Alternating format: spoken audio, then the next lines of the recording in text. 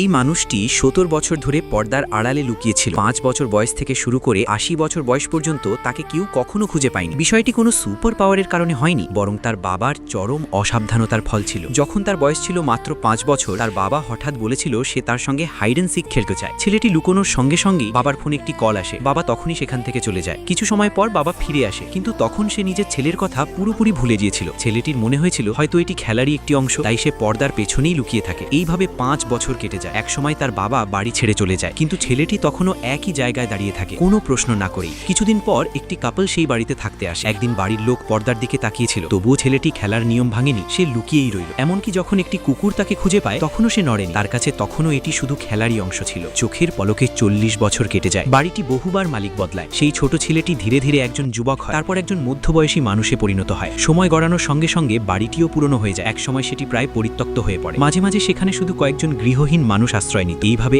আরও ৩০ বছর কেটে যায়। সে কখনো তার বাবার জন্য অপেক্ষা করেনি, বরং সে অপেক্ষা করছিল একটি বুলডোজারের জন্য। অবশেষে বাড়িটি ভেঙে ফেলা হয়। চারপাশ ভেঙে পড়লেও সেই মানুষটি পর্দার পেছনে দাঁড়িয়েই থাকে, কোনো নড়াচড়া ছাড়াই। সে সেখানেই দাঁড়িয়েছিল যতক্ষণ না ডেভেলপার একটি কথা বলেছিল।